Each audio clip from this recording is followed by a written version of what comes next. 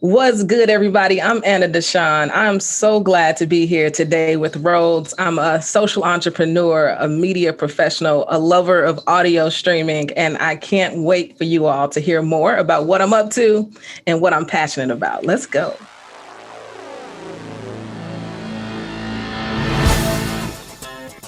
Hello, Out Bosses. Rhodes Pair here, and welcome to this week's episode of The Outs Entrepreneur, a weekly podcast where I get to interview today's most inspiring LGBTQ bosses crushing it in business. So on this week's episode, I am really excited to introduce you all to Anna DeShawn, who's joining us all the way from Chicago. So Anna, welcome to the show. Thank you so much. And the sun is shining here in Chicago. Okay, so it's a good love day. It. Yeah, spring has arrived. It's awesome. Yeah. So I'm really excited to get the conversation underway. And for folks that are not familiar with Anna, just a little bit about where she's coming from. So Anna is a seasoned media professional and the founder of E3 Radio, a 24/7, 365-day media production company that amplifies the stories and music of Black, brown, and queer folks. So when Anna isn't busy building her business, she dedicates her time to serving her communities. Currently, she serves as board president for Affinity Community Services, a social justice organization serving the needs of Black LGBTQ+ communities in Chicago, with a particular focus on Black women. She also serves on the communication team for the Church Within a Church movement. And I'm really excited to hear about all of these ways that Anna's giving back to her communities. But first, let's jump into the business. Let's talk about E3 Radio, Anna. And I'd love to just kind of kick it off and get a better sense. Like, one, you're a seasoned media professional. You founded E3 Radio. You're centering the voices of Black and brown LGBTQ folks. So how did you get on this wild ride of saying, I'm starting a radio station and here I am? Oh, Rhodes. The idea came to me when I was an undergrad. So I spent my time at Drake University in Des Moines, Iowa, and coming from Chicago, I'm sure all of you all can imagine that was culture shock to the umpteenth degree. Okay. And during my time at Drake, I ran for Student Activities Board President, and I did it. It was awesome. But I ran on these 3 E's: to educate, enlighten, and empower the students, right, for a better experience. It got me into a runoff. It was really great. I thought I was going to come out with the win, and he slightly edged me out. But it was a great campaign. And coming off of that campaign, I realized that also that there were a lot of women in movements that I had never heard of before, never knew, and I wanted to do something about that. And because I was studying radio, television, because I loved media, because I wanted to be the next Robin Roberts and doing play-by-play announcing on, ESPN, I was like, how can I make this happen for myself? Well, I quickly realized that there weren't people who looked like me on television. Okay. There are not masculine or center women on television today. You can't name me one woman outside of ESPN, and there's only 2 on ESPN, I think, that are wearing suits or jackets and not, crazy, just effeminate on television. And I said, this ain't gonna work. I don't want to wear makeup. I don't want to look a certain way to be that on-air talent at that time. And an opportunity arose for me to work at a radio station in Des Moines, Iowa, and to turn on Tom Joyner in the morning. And for anybody who knows radio knows Tom Joyner. It's a legend. And I went to that station and I worked, and I got up in, 4 in the morning because Tom Joyner got up so freaking early, and to turn him on every day. And I was like, this is amazing. I can sit in my pajamas. I can just use my voice, and I can talk to thousands and thousands of people in the morning and not be judged for it. Do you know what I mean? And that was a game changer for me. From that point on, I realized how much I did love radio. I started hosting my own radio shows at the college, and it stuck with me. So to circle all back around, I decided that I was going to create these commercials about these women in these movements, syndicate them to college radio stations. It was going to be great. It was not great. Okay.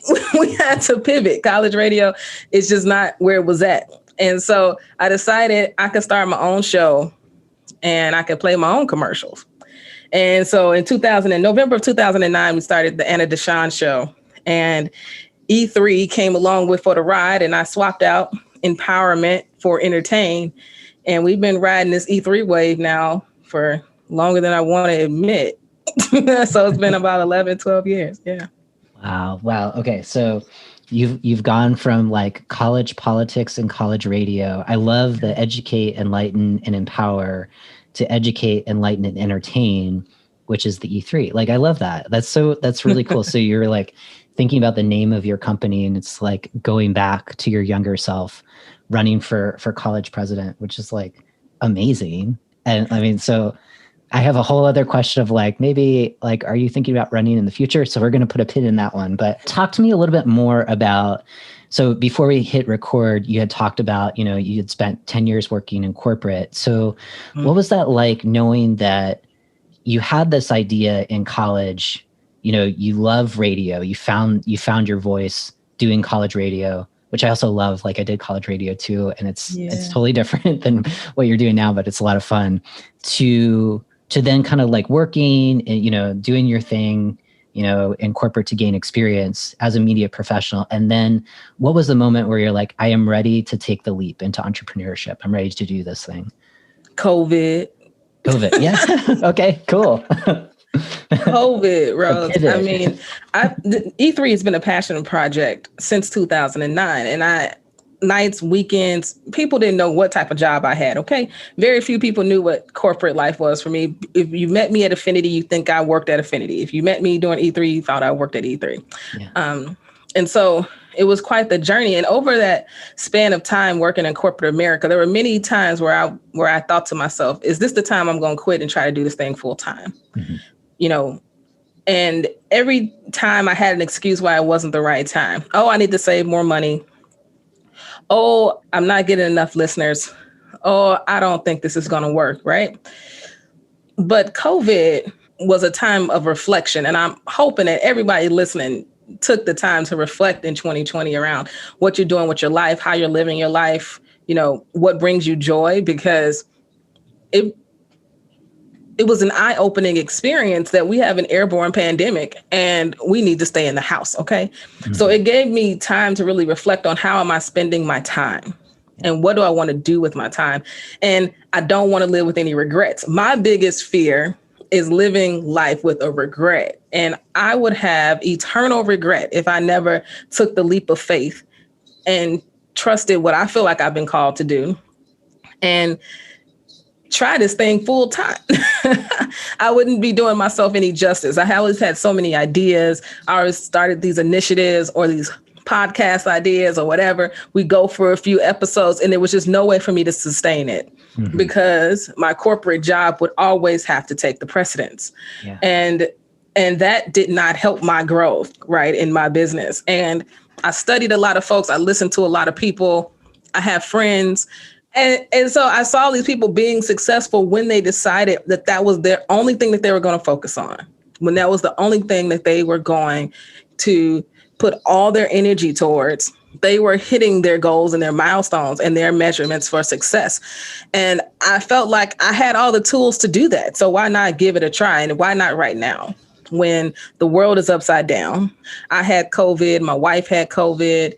We survived that. Okay. And when you go through that and you have so much loss around you as well, you just begin reimagining what life really should be. Yeah. And it does not include me working for someone else 15 hours a day and then giving myself 2 hours a day. That does not feel balanced to me, and it wasn't feeling good anymore or satisfying. So COVID was definitely, 2020 was definitely a turning point for me in my life, and really deciding that this is what I was going to do. Yeah. Yeah. So the great COVID pivot, right? And I think for a number of folks that are now kind of tuning into the show, it's been around for a while. And I think that there are more people getting that itch, you know, doing that reflection, like what you were talking about, and recognizing, like you said, 15 hours to another employer, 2 for yourself on your dreams, like it's out of whack. And you had that not only reflection, but you know, listening to other folks and just seeing the signs, like now is the moment, because there's never a right time to make a big change, right? Change is hard. Well, it doesn't have to be. It's like, sometimes I think it's like the fear of change. It's more of like the fear of loss like what you're talking about, you had COVID, you survived it, like you saw a lot of loss, there was a lot of grieving. And it's like, it puts it in perspective. It's just like, this is your moment. And I love what you said about your biggest fear would be a regret of not taking an opportunity, and you're doing it.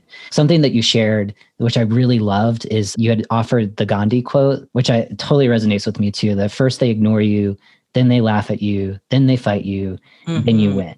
And so I'm wondering, like, for that particular quote, when you got started in your business and you tried to communicate, whether it's with family or friends that may not be entrepreneurial in spirit like you are, did that quote carry extra significance for you at that moment where you're like, I'm breaking out, I'm doing this thing, and you started to share that vision with other people? 100%. I've been incredibly blessed to have family and friends who are so supportive, and they just say, Anna, okay, whatever. I love that. They give me that look and be like, okay. And so I've been very fortunate in that. And I don't take that lightly. As we know, so many families are not supportive of their queer kids, not supportive, kick them out. So many youth are homeless because of that, or have committed suicide, or just fall into grave depression around that as they grow. And I didn't know how my family was going to be around my identity. I grew up in a very religious family on both sides. And at the end of the day, they accepted me with open arms, right? And so my family just looks at me like, here we go again. And it was just a really funny story. We just, celebrated Easter not too long ago. And family gets together for every holiday at somebody else's house. And I told everybody, I said, family, I've got an announcement. I'm about to do this huge project. And they were like, oh, here we go. And, it was just like collective, all in unison, not planned. They just know I'm always up to something. And they're always so incredibly proud. And I'm grateful for that, because that is not everybody's story. Yeah. And that's not the story that's told around Black families in particular. And it's possible. And that's possible, right? And so my family and friends are just fantastic. And I'm grateful to have their support. I know that their support enables me to be successful. I'm also very connected to my ancestors and aware of the sacrifices they made so that I could have the opportunities that I have.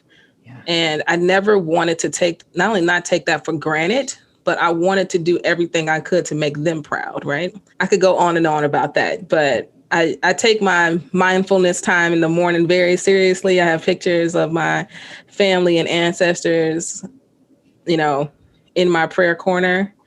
And I reflect on them often, because there's no way I could be the person I am without them. And all of that gives me a little bit of to take another leap of faith another day and try this thing another day, and to be at my best at every single moment. Yes, I love this. One, just having that family acceptance, huge, right? And I like that you're just pointing out not everyone has that. And I can imagine, we've had a number of guests, talking about the challenges when that's not there. So there's almost kind of like this expectation of like, what's Anna up to next, and like ready to be like, okay, we're in, we get it, we get where you're going, just kind of, being that artist of your own life, and your work is a part of that, and I think when you're talking about your ancestors, like recognizing the sacrifice, it almost, to me, like when you're talking about your fears, like your fear of regretting not taking an opportunity, and you're seeing this kind of like golden opportunity here of like, just trust, and having that support in the background of your family, just saying you can do it, is huge. It's really huge. And I would say for folks that are listening, if you don't have that, find the people out there, this community alone, is like ready to kind of see your business idea and just kind of take it, connect you and take it to the next level. So, and Anna, it's great that you have that immediately in your life. It's a real blessing. It is. And I also say this to that point, Rhodes, is that chosen family is so important. And when I say family, I am talking about my birth family, but at the same time, I'm talking about my chosen family. And sometimes I don't differentiate, because they're one and the same. But for us queer folks, we all know all about chosen family, and they are just as important on this journey, and they fit. And every time I say family, I'm talking about them too. Absolutely. Absolutely. I love that you said that. And I think that resonates for a lot of folks who tune in. I also love what you're talking about with your mindfulness time in the morning, right? And so you have a prayer corner, there's reflection, and just having that kind of discipline to do that every morning, and it could be for other folks like gratitude practices, but really it's kind of like getting back to center and reminding yourself of your why. Like, why did you decide to do this? Because it's not easy. It is not easy getting that momentum, day in and day out to kind of take your vision and implement it. There's a lot of sacrifice in that. And at the same time, my question for you on that is going back to that ratio, that 15 to 2, like 15 hours to an employer, but like you're helping your employer do whatever its mission is, and only 2 for yourself. Like, how does that look now? And what does that feel like? What is the difference now that those 15 hours are yours? Every day is mine, right? Yeah. Every single day is mine. And that feels amazing. So right before we jumped on this road, I was outside in the backyard with my pup playing in the sun in the middle of the day. Yeah. That is freedom. That is freedom. That is not something I could have ever done in corporate America. In corporate America, I was on all day.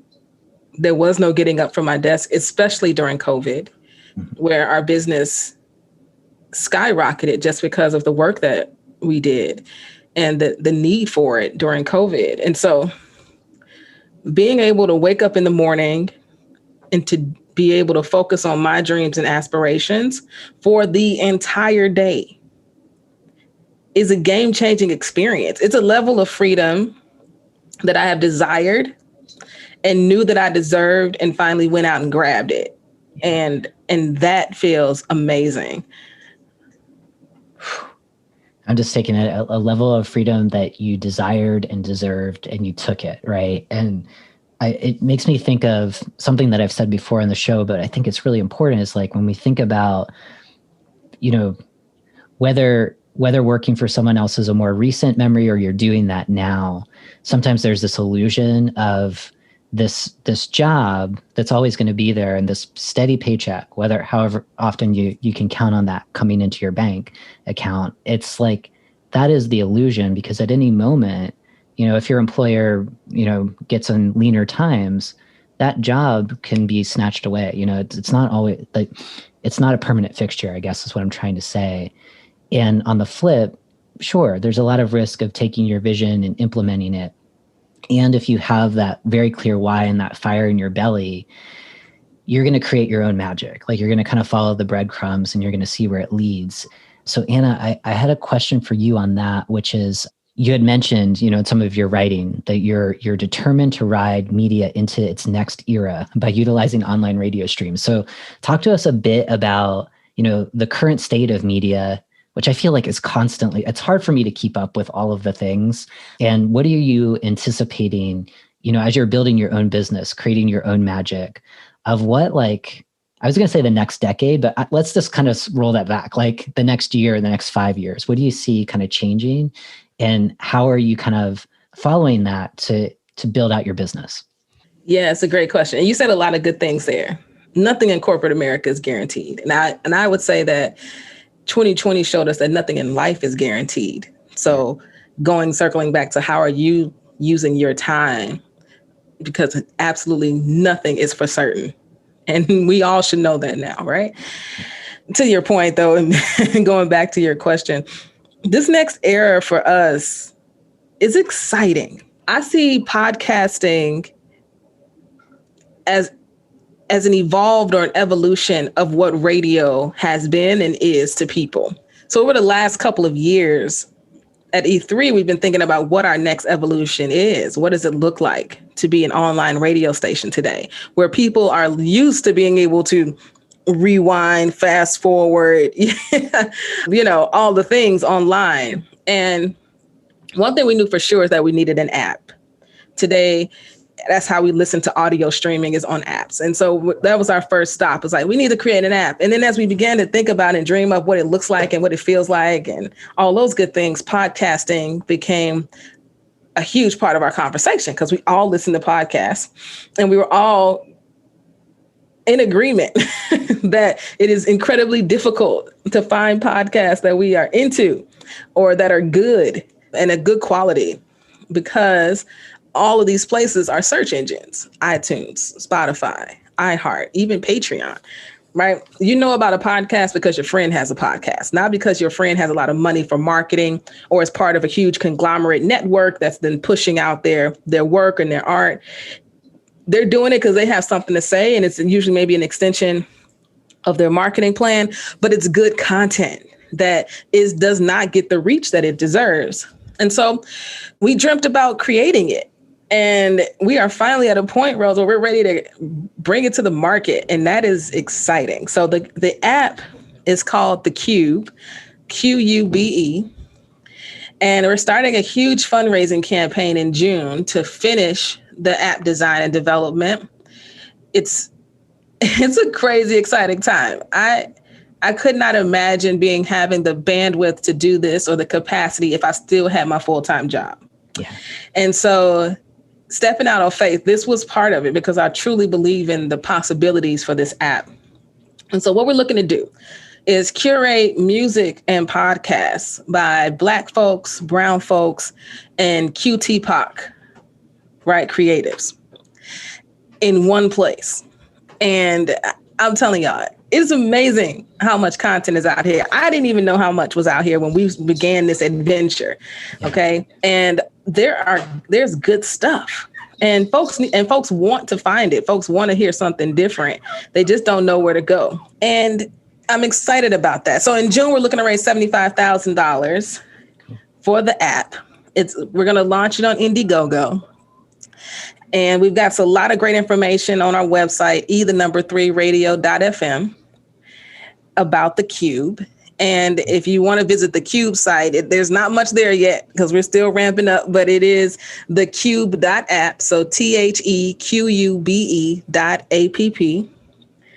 And I'm excited about this next evolution. I feel like this is the next era. It's bringing radio and podcasts together. And we've seen other platforms do that. But once again, they're just search engines, all right? They're not guaranteeing that anything they got on there is good, okay? They're creating their own content. They're creating their own exclusive content. And we plan to do the same thing at the Cube. We want to tell the stories that deserve to be heard. We want to play the music that deserves to be heard. And there's a lot of artists out here that are independent because they're choosing to live in their truth, which does not fit into what mainstream media thinks, that artists should be or look like. And so if I'm a queer artist and I want to talk about my girlfriend, I should be able to do that and not have to pretend like I'm talking about a boyfriend. Okay. And so these folks are doing that, but it often leads to an independent path. And so we want to create a place where you can find those great independent artists who have amazing followings, huge followings, who are making a living doing their art, but they could use some help and they could use some investment. And so my hope is that the Cube gives creatives that and gives consumers opportunities to find new music and find new podcasts that can really enrich their life. Yeah. This is huge. So it sounds like it's a source. So it's and different from like an iTunes or a Spotify or even Patreon, like what you're saying. It sounds like there's a quality control. Like for you all, like you're looking for certain kind of content from artists that are reflecting Black, brown, QTPOC folks that are like crushing it, right? And right now, it's like what you're saying is through word of mouth. So could you talk to us a little bit more about like how you're curating, right? Like how are you getting known to like amazing artists that could really benefit from what you're doing? And, aside from, encouraging folks to go to your Indiegogo, are there more specific ways that our audience can support the work that you're doing so that we can make sure you're finding like awesome QTPOC folks? Yes, Cool. Absolutely. So we're always looking for more podcasts to curate. So we have a podcast curation team that is listening to tons and tons of podcasts every single week.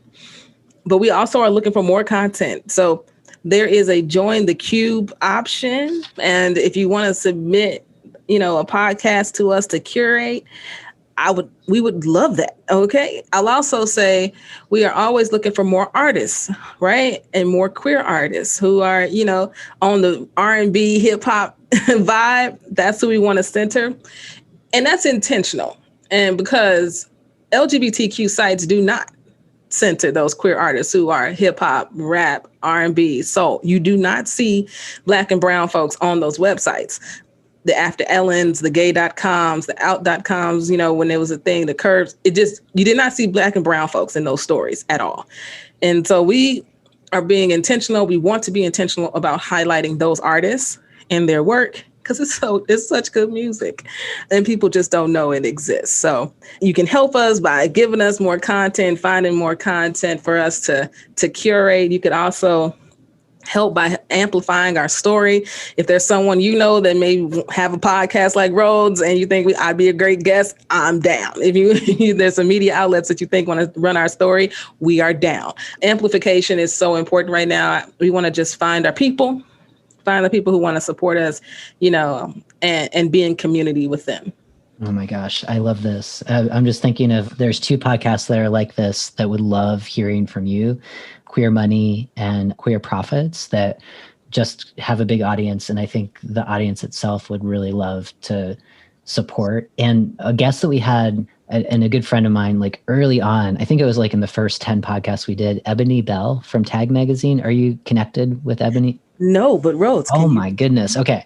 I feel like, yeah. Okay. We'll make those connections. And just a plug for other people, definitely go back. Although forgive me on those early podcasts, because Ebony's amazing and started Tag Magazine really similar. Ebony was doing work at University of Maryland and journalism, writing, media, and wanted to see more stories of queer women and particularly Black and brown queer women, and started Tag Magazine, which is awesome. It's been around, I don't know, for a while now, but I remember very similar to E3 Radio, like having this very clear vision in college, going into corporate, doing that work, gaining a lot of really valuable experience and enduring the microaggressions and all the other stuff that we tend to have to deal with.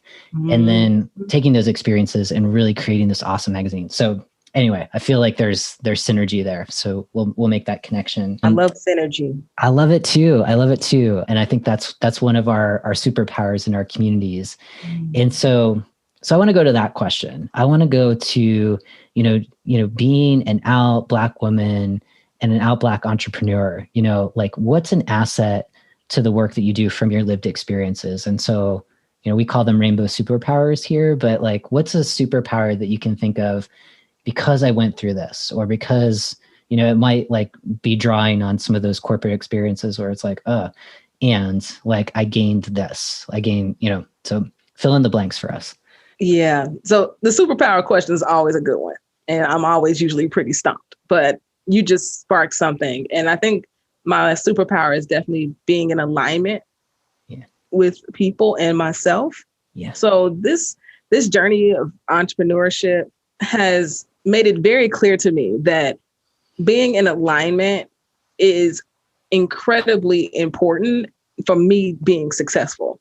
I am choosing not to work with anyone who I don't feel gets it and gets it on all the levels of getting it. Okay. I spent over a decade in corporate America dealing, as you said, the microaggressions, dealing with being promoted over, dealing with, getting, kudos on the back end once, you fix everything and clean everything up instead of the kudos on the front end when everything was going fine. Okay. Yeah. I've dealt with it all. And what I am very clear about is that I am not going to work with anyone or be in any situation where we are not in alignment around the mission and the vision and what we are looking to do. I feel like E3 Radio, the Q, they are much bigger than me. My hope is that they live on long past me.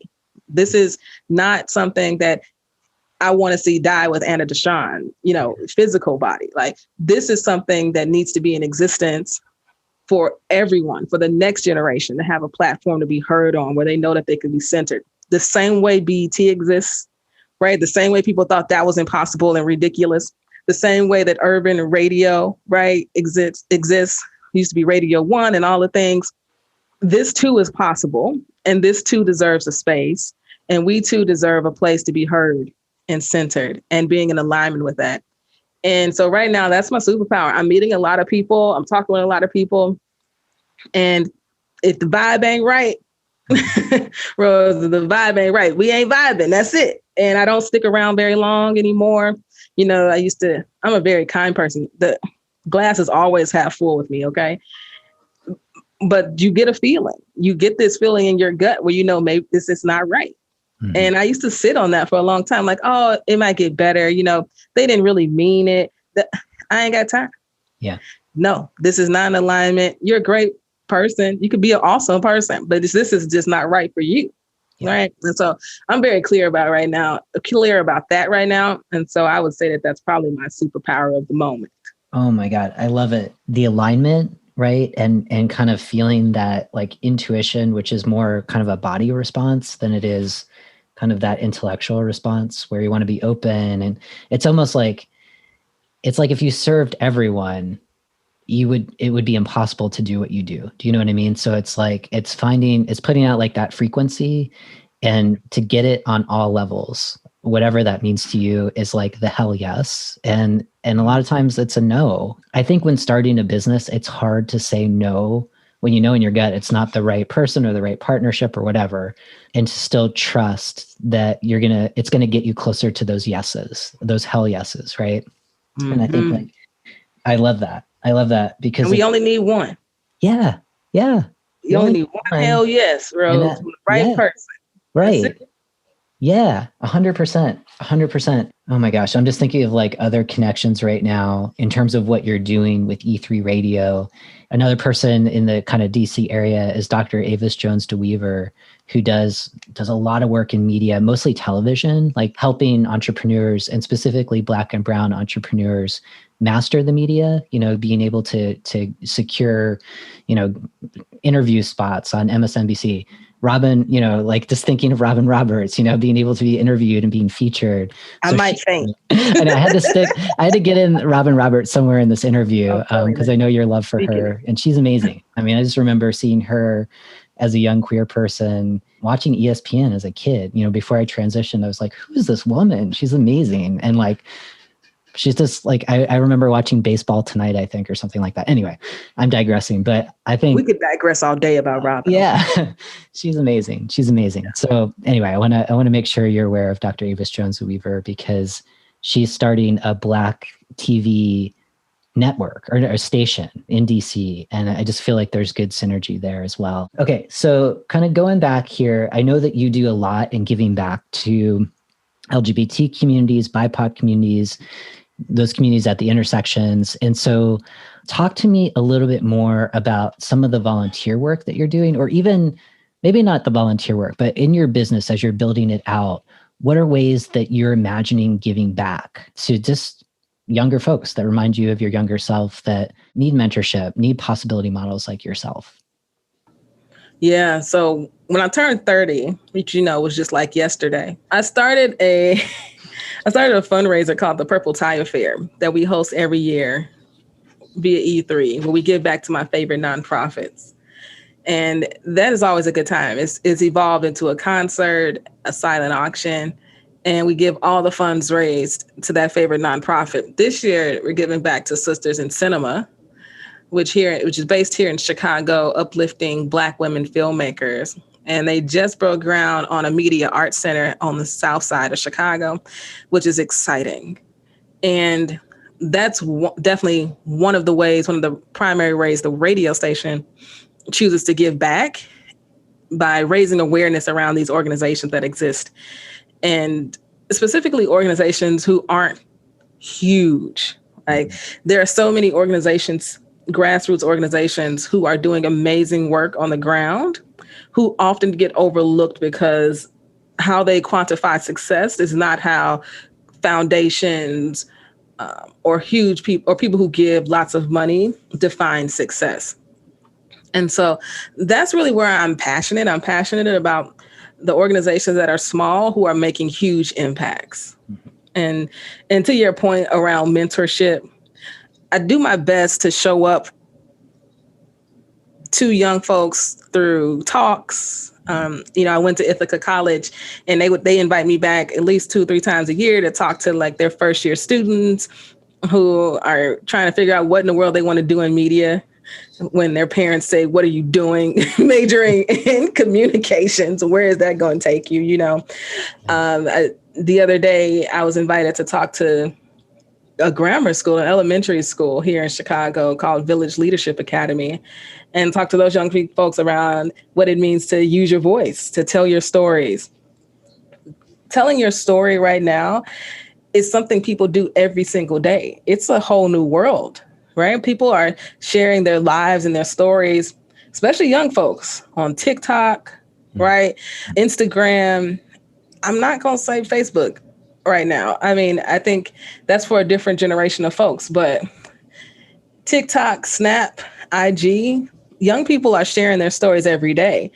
And so it's about, if that's what they enjoy doing, and they're usually sharing their passion, how are we investing in them and showing them how to not only monetize that moment and those followers they have, but then how do you turn that love into your passion that you can do every single day, and instilling in them the belief that they can, that they are capable, that dreams don't just fade away when you're over 30. You know, they just don't go away because you have more bills, or, you know, maybe you have children, that you can still live your dream. So how can we invest that time and that energy into them so that they can, you know, what do we tell them? Be all you can be. But I mean, really do what you're called to do. Oh, I love that. I love the reframe on that. Do what you're called to do. And just that going back to, you know, your alma mater, you know, Ithaca College, probably other colleges too, just talking to young people about the value of a communications degree, you know, a degree in English, like whatever it is. I mean, I feel like that is the power in this moment, because we have so much information coming at us from so many different outlets. So to make sense of it, to process it, and then to be able to communicate it in a way that's succinct for other people to be like, oh, you know, I really like the way that Anna said that. And I, you know, just like you're kind of like clarifying your voice in the world, and to be able to mentor young people to learn that craft, you know, and to start practicing it at an early age is super powerful.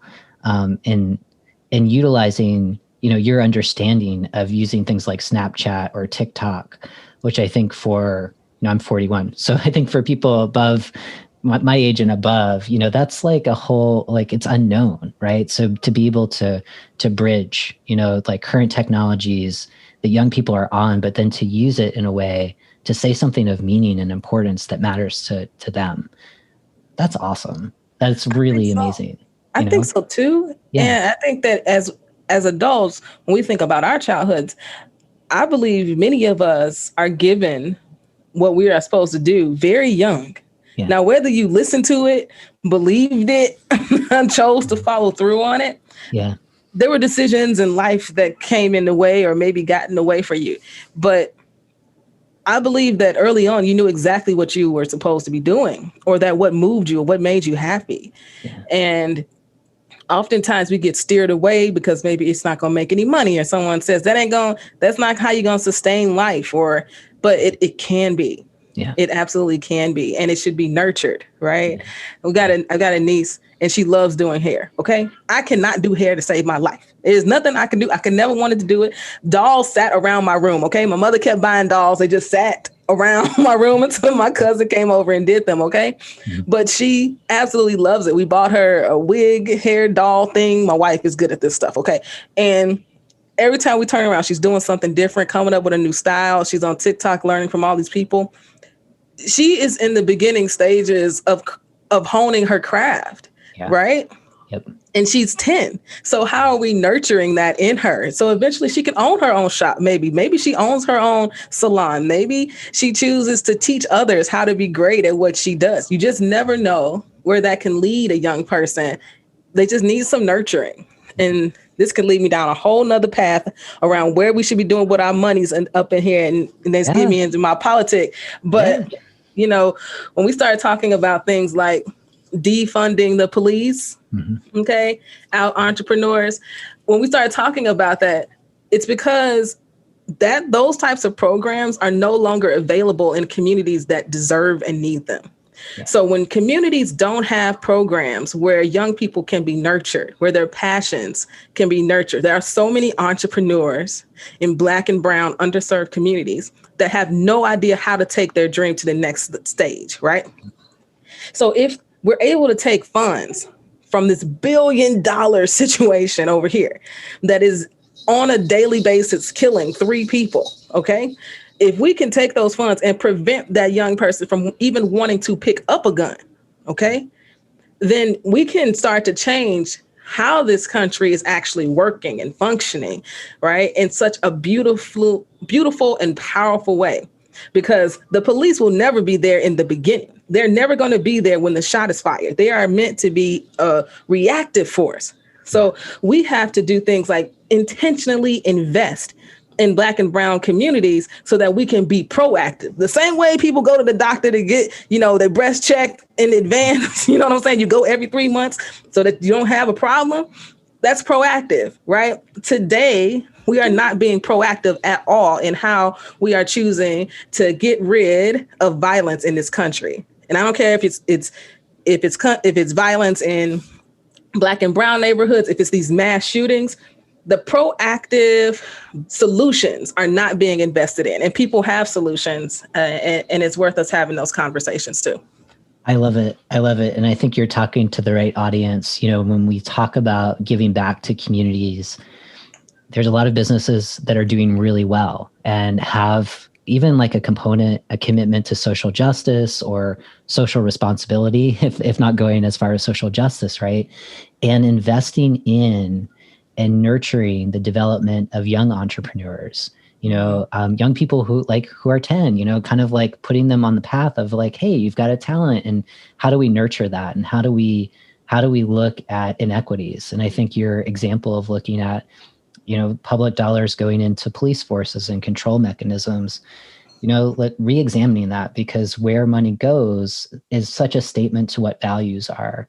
And many of us are not politicians. I think most of us are not. We're in kind of the business community. And so, there's a lot of power with that too, with the profit that you make. How do you give back in a responsible way?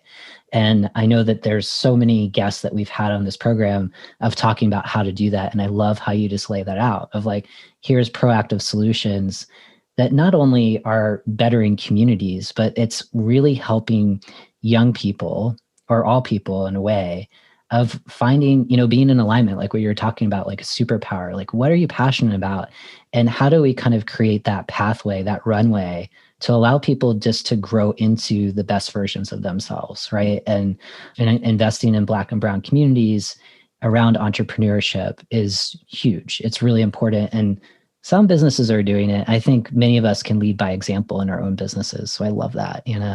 I want to go to 2 additional questions with the time that we have left. The first is, just kind of on this pathway of like thinking about the next generation of out entrepreneurs. What advice do you have, regardless of, our physical age, like if we're new to this concept of entrepreneurship, what kind of advice do you have to inspire that next generation? Surround yourself by people who you want to be like. I am fortunate to say I've got friends who are entrepreneurs, friends who are pursuing their passions, and your friends are a reflection of you.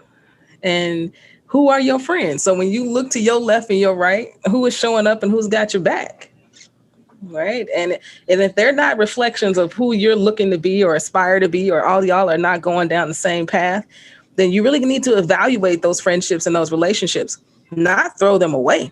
Yeah. No, don't do that. But figure out, where do you put them in your life, and how do you surround yourself by others who are doing exactly what you want to do? It is no accident when you see some of these celebrities who've made it, I started from the bottom, now I'm here type of scenarios, who sort of, gather together. It's not an accident. They grew up together. Right? They found each other when they started out on the circuit, right? Whatever circuit it was, whether it was a music circuit, business circuit, a money circuit. Find people who are where you're at, and find people who are where you want to be and where you're looking to go, and align yourselves with them. Reach out to them. Say, I want to get to know you. I'm not looking for a mentor. Don't go asking people to be your mentor, okay? People hear that word and they go running, okay? Don't do that. Get to know people first. Build a relationship. Relationships are incredibly important. I think that's one thing that's missing from any curriculum is how do you build and maintain relationships? It is not what you know. It is not what you know, okay? What you know is really great, but it is absolutely who knows you. Okay, who believes in you, who wants to help see you win, right? And you have to begin to align yourself with people who want to see you win. Yes. Yeah. I'm just thinking like relationship building 101, right? And just kind of what does it take to build relationships? And I love what you're saying about kind of taking stock of like where you're at, where you want to be, and making that outreach, just introducing yourself and being okay if someone doesn't return your email or your phone call, but being really open because that first yes, just allows you to learn and maybe kind of work through or prevent, the inevitable kind of rookie mistakes that many of us do. And that's okay too, right? But if you can speed up working through some of those mistakes, like that's so valuable. We don't always have that. And I think like some of the other ways, if like you're building those relationships, like also look at, books or authors, maybe people that aren't alive anymore, but offered some good advice that could be helpful, taking what you need, leaving the rest. Really, really good advice, Anna. I love that. My last question for you is, in light of supporting your vision of reaching that 75K level, which is like, that's happening in June. This interview is likely to come out a month before that. So where's the best place to find you online and to support your vision and help you grow?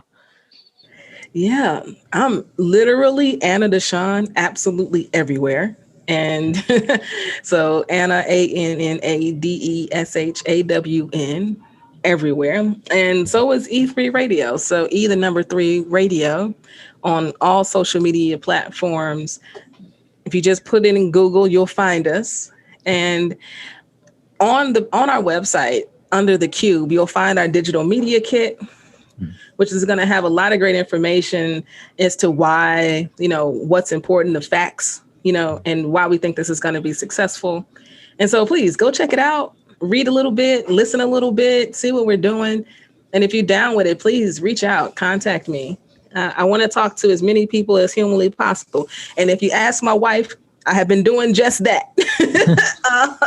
And it has been a wonderful thing. And it's something that I know I would have never, ever been able to do if I didn't take the leap of faith.